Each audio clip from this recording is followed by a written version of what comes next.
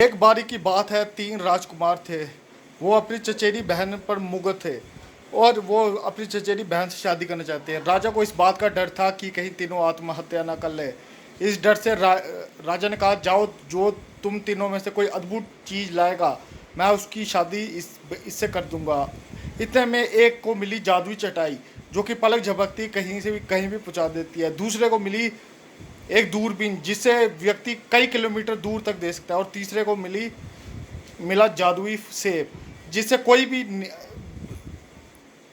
बीमारी जो है वो जड़ से खत्म हो सकती है। इतने में तीनों राजा के पास पहुंचे। राजा हैरान हो गया, क्योंकि एक ने दूरबीन से देखा था कि वो बीमार है, दूसरा चटाई लेकर वहां पहुंच गया और तीसरे ने सेब खिलाया। इतने में राजा हैरान। इतने में वो शादी कराने के पक्ष में नहीं हुआ। इतने में एक दिन शहजादा जो है वो जा रहा होता है। उसके रास्ते में एक महल पड़ता है। वो देखता है उसमें एक परी होती है, वो एक जिन की बेटी होती है, और वो सुनाती है कि मेरे पिता जिन है। इतने में उन दोनों में प्यार हो जाता है और वो शहजादे से शादी कर लेती है। इतने में शहजादा को 1 साल के बाद अपने घर की याद आती है। वो कहता है मुझे घर जाना है। वो घर जाता है। वो कहता है मैं तो बड़ा साल कभी नहीं छोड़ूँ।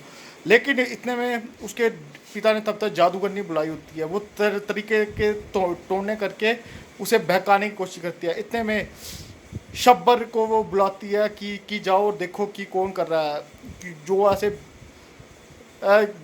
इसके पिता को भड़का रहा है। कभी जादुई पानी लाओ तो कभी 20 गज वाला इंसान। शब्बर जाता है और वो षड्यंत्रकारियों को नष्ट कर देता है।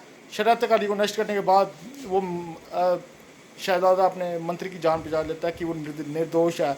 और इसी तरीके से वो सबको, अपने भाइयों को हिस्सा देकर सभी सुखपूर्वक रहने लगते हैं। थैंक यू वीडियो वॉच करने के लिए।